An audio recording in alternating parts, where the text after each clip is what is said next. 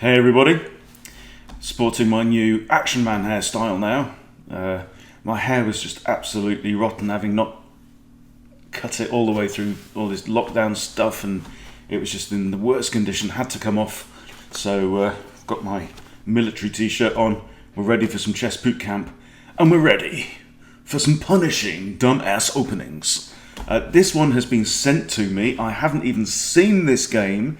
This is a game played by Christina, Tigers Without Stripes, currently rated 1336, and it is a daily game with 1 day per move, and her opponent was Sneaky Pete 1 from, looks like Mexico, rated 1138. So without any further ado, let's you and I immerse ourselves in the disgusting world of punishing dumbass openings. Alright, so Christina has the white pieces. So she's rated 200 points higher than her opponent. And we have E6. So this isn't the Peer's defense, is it? I'm not sure what that is. E6 on move 1. Anyway, so D4. So Christina here is, what is that move? E6. Can't remember. It's a Philidor, isn't it? Something like that. Okay, so Christina's grabbed the centre. Makes perfect sense. So as we're looking at this, look at all the squares inside your opponent's half that you control. Okay, so look at these squares here, right? So these are controlled by these pawns. This bishop is controlling these. The queen is controlling that one, and that bishop is controlling those two. Okay, so in only 2 moves now, because Christina has unleashed her pawns into the center of the board and unleashed her bishops and her queen. Look at the, and this is the chess definition of space. Okay, space means that you have control over squares in your opponent's half of the board. Okay, but so far so normal. Okay, and now c6. The problem with c6 is it does nothing to release this bishop. All right, it does, however, give the queen some options. Okay, but it's definitely a quiet opening. And Christina just goes balls out, f4. Come on, let's do this. Right? Boom, boom, boom, boom, boom.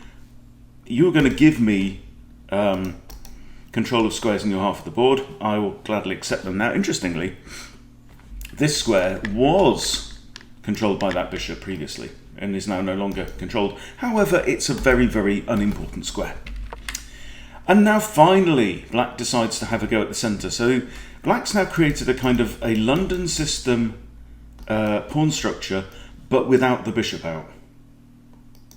Okay? Yeah, so normally the bishop would come to here if you're white.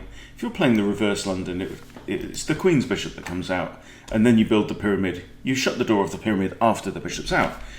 So what are we going to see? Are we going to see an exchange of pawns in the middle? I don't know. Let's find out. I would imagine not. However, I would be also, I'd have a look at e5 as well, if it was me. And because the nice thing about e5 is it stops this knight coming out, right? And it imprisons this bishop and stuff like that. So what do we see? e5! Let's do this. And now, Sneaky Pete 1, or should we call him Nelson, has thrown his queen out to a5 with check. And this is one of those moves that you just can describe as it goes straight in the category of completely pointless checks, right?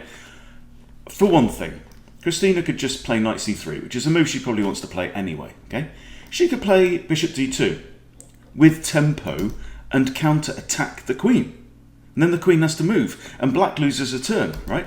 Look, Black has played, what, 1, 2, 3, 4 moves, okay? And I haven't even got the moves up on the screen, so I don't know what's even coming up. Played 4 moves and has used none of them to develop his minor pieces, right? It has to be said that neither has White, but what White has done is gained a lot of space, okay? And now, so what are we going to see? Okay, knight c3, very sensible move. Does pin the knight, okay? Doesn't come with tempo, but then, for example, you know, the bishop may come out anyway at some point with the possibility of a discovery against the queen. So we shall see. Okay, and we have bishop e4. Finally, Black starts to develop, and White very calmly just plays bishop d2. So nothing gained here for black whatsoever. Black now moves the queen. Okay, so that's queen move number 2, right? So I'll move whatever, 6 or so. Still a long way from completing development. And now Christina throws out her queen, but this is an attack. That's the difference, right? Black has to do something about the problem with this undefended pawn on g7, okay? What's more, if the king's very unlikely to want to castle in that direction, the king really wants to go to g8, okay? And if she's allowed to capture that pawn, the king is in some trouble, okay? What's more, the only pieces that he's activated are on the wrong side of the board, okay? So, I mean, bishop down here would seem to make sense. That would probably be a good move, because then the bishop defends g7, plus the queen now attacks b2. So it's kind of turning the tables. Let's see. Okay, so g6 is pushed. Not a great move. It's really, really weakening these dark squares. Look at all this, okay? So yeah, this bishop has some scope, but so does the queen, and so does this bishop potentially as well. So I think that move might even have been better, but it would have been a real retreat. Okay, so knight f3, knight d7. And look, you know we're talking about space. Christina has a pawn already in the opponent's half of the board, so neither knight can go to this square, right? The knight can't go to this square. This knight that's just moved here cannot progress up the board at all. This knight might come here, right? Where, for example, it might be met with queen g5 and have to retreat. Okay, so now, final minor piece comes out into the board. I'm hoping we're going to see kingside castling and some Freddy action. That's my prediction for this game. Christina, I know, has played the Vienna a lot, and the Vienna Gambit, which means that she'll be no stranger to putting the king behind just a pair of pawns and letting Freddy go berserk in the middle of the board. And there we go, exactly, knight h6. Because, I mean, what was black going to do? Knight here, right? Shutting off the bishop. Black is already, like, really running out of options. And exactly, queen g5, exactly what I thought would happen. And the knight, I think, is just going to have to retreat. Okay, so the bishop retreats to defend the knight. Okay, finally, retreats, defending the knight. Also, we have to notice discovered attack against b2. Christina spots that attack, and this is a move that you need to remember. When there is a queen attacking your b-pawn, okay, sometimes also the g-pawn, and you have a knight on its natural c3, f3, c6, f6 square, this move both attacks the queen and defends the pawn in one go, right? Does, however, leave the knight undefended. So the queen now retreats. So you can see now all the moves that black has spent that have undone his previous moves, right? So black is just looking awful here. And these dark squares, right? Remember we said right at the start, this e5 move, I was hoping she'd play e5 and control these dark squares in her opponent's half. And look now at how much pain it's causing. This knight has got nothing, right? It can't progress towards the centre of the board. This bishop, really running out of options, you know? And the bishop's tied down to the defence of this stupid knight. Okay, so we do have kingside castling. Great job, okay? And now we have a rook on the f-file. We have Freddy already off his mark and getting ready to dive in. Okay, now bishop g7. So what's this bishop done? This bishop's gone 1, 2, 3 to move one square, which it could have moved on move 2, potentially, right? Okay, we have a pawn break. Ladies and gentlemen, hold on to your dangly bits. We have a pawn break, okay? c4 is contesting the centre, right? Now, if d takes c4, you have bishop takes c4, and if the king ends up here, the bishop is going to be on the Italian diagonal, a2 to g8, right? Pointing directly square at the king. What the... Okay, no, so, right. So, the knight of no options has had to retreat now in order to free up this bishop, because previously that bishop was tied to the defence of the knight, and the knight had very little going for it. So I don't know what this clown is doing. Where's this knight going to go? Is it going to go there? I mean, look at all these backwards and forwards moves. Okay, rook A to C1 makes sense, centralising the rooks, adding a second defender to this pawn. But I think black would be a fool to capture that pawn. And okay, so there we have the first half-hearted, attack with any kind of idea behind it. So attacking this queen and the pawn behind it, but the pawn behind it's already defended by bishop, so again it's a kind of pointless attack. Alright, there we go. This knight looks like it's ready to come in as well and join the fun. That would all be good. Oh man, what are you doing, Pete? Queen b8. Okay, answers on a postcard. Jesus, I have no idea. And okay, so we have c takes d5, e takes d5, and now the e pawn and the f pawn have space in front of them to move forward and attack, right? Here, the board's locked up. Now, when you have a space disadvantage, as black clearly has here, right? Because black has white material controlling all kinds of squares on his side of the board, right? And this, and there is no space. When you have no space, it makes sense to exchange off material, okay? Because you need to make space. You need to give your pieces options to move, right? Now, in white's case here, white has a space advantage. So it's not actually in white's interests to make exchanges. If I was white now, I'd be looking to play like c5 and really just cut off the oxygen supply for black, right? After a move like this. So we have, queen goes back there, d5, c takes d5, I'm not sure is actually in white's interests here. However, because the exchange of pawns is going to create lines and open up squares that black may be able to use. As it is now, right, I mean, literally black has a plastic bag over his head that says, not suitable for children, whatever. It really is that bad. Black is suffocating here. Now, this move, this exchange in the middle of the board, opens up more space. However, in white's defense, look at white's development, right? White's got rooks in the game. Every piece is in the game. In black's case, both rooks are still in the box. This bishop hasn't moved. This knight's back on its starting square. This bishop's, it's awful. It's an awful position. Okay, so now rook e5. So the difference is here that white has all the initiative. Okay, now she has opened the door a crack for black with that exchange, but are we going to see now a devastating attack? Because if white can just use her advantage in initiative, advantage in space, advantage in control of the board to launch a winning attack, so much the better.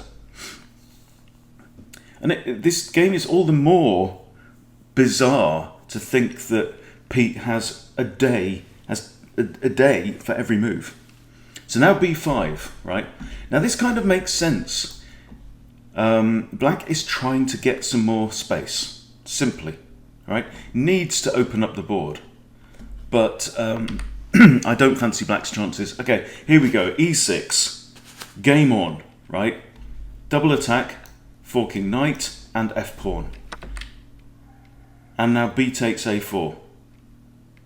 What? He had 24 hours to come up with a move that wasn't b takes a4. Oh man. Oh man. Okay. Pawn takes knight with check. Double check actually. Check by the pawn. Check by the rook. Oh my word. And now you see, right? As soon as things open up, these lines like laser beams now slicing through black's territory. King takes. So what are we going to do here? I mean, knight e5 check looks absolutely horrible. The queen can't come to here because of the knight right now. So yeah, knight e5 check, there we go. King can't go there or there, can't stay there. So the king goes c7.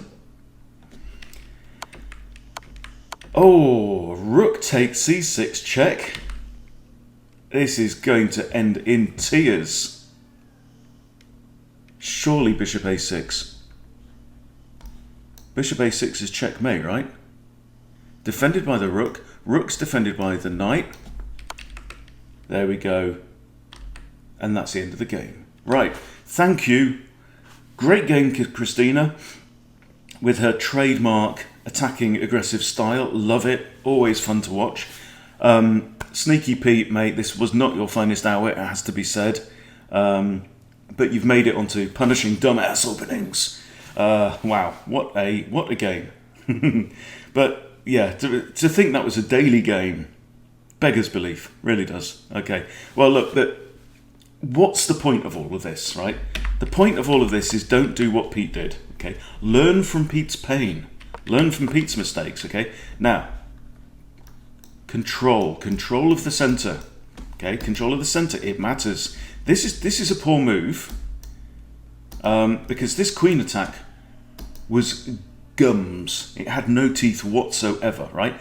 And this bishop is not able to get out into the board. And let's watch the prospects of that bishop as the game progresses. f4, love it. Super aggressive, opening up the board, claiming control. Finally d5, and now e5. Beautiful. Controlling these key squares, particularly that f6. And look at the prospects of this knight as well. Okay, queen out, pointless, pointless, pointless. And here we have knight c3, bishop comes out, thank you, I will just carry on developing, and the queen retreats. You don't want to be playing moves in the opening that you're likely to have to rewind later on. Okay, so this is rewind number one. Queen g7, attacking this. Now I thought the best move here was bishop back, but we have g6, right? The g-pawn does nothing to help the situation here, right? It's abandoned control of this square now, right? Now the only pieces looking at that square are the e-pawn and this knight. Okay, so you could stick a knight on that square quite happily later on. Okay, develop to the edge of the board. Not the best square for a knight because the only squares it's controlling from there are these 4, right? Whereas a knight in the middle of the board could control 8 squares. But black's running out of options. Okay, simple queen g5. Threaten the knight, forcing move, forcing black to do something. Okay, rewind, number 2. Bishop comes all the way back to its starting square. We have knight a4, defending the pawn, attacking the queen. Rewind, number 3. There goes the queen, right? So just black is backpedaling here.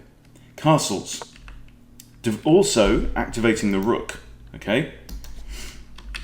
We see that rook has a role later on. And now we have the pawn break, okay? So you're thinking about... So with this move, castles, right? Christina has now completed development, okay?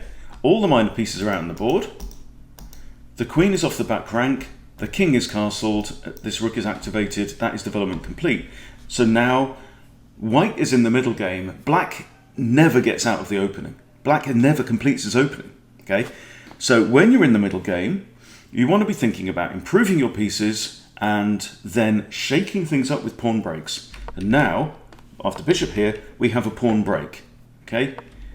Knight retreats, rook c1, okay? And this is good. This is, you know, improving your pieces. Improve, improve, improve. Centralize your rooks, right? Control the files. Getting rooks behind pawns and then pawn breaks it makes a lot of sense, okay? Because you're creating open files up and down the board. And when your rooks are paired together, your rooks are controlling these files. you've got more control of the board. Bishop has a poke at the queen. Queen sidesteps. Now the bishop is actually threatened. So now this knight is now tied to the defense of the bishop. Right?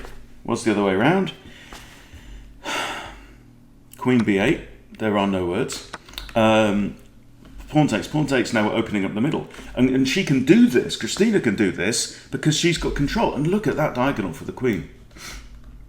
Right? Everything is poised. Everything is ready to jump in and cause mayhem. Even this, I mean, wow. Okay? Rook e1. Very quiet, patient, but deadly. That's like an eagle sitting at the top of a tree, right? Just looking, surveying. Any minute now, it's going to swoop down and some rabbit's going to go, oh, and that's the end. The lights go out. b5, trying to get some space. And now, Eddie. Eddie goes kamikaze and opening things up. But, now I see it. I thought that was a pawn. I thought that was a pawn capture. I do apologise, Pete. My fault. Okay. So he's attacked the knight. Christina's counterattacked the knight. Okay. Takes, but this is a double check with lots of threats. Another check. Checkmate. Thank you for playing. Good night. Okay. Great game. Really enjoyed that. Christina, thank you for sharing. Very well played. Pete, unlucky in this particular instance, but I hope you learn from the lessons in this. All good stuff. I hope you've taken some stuff out of this as well. Thank you for watching, and I'll see you soon.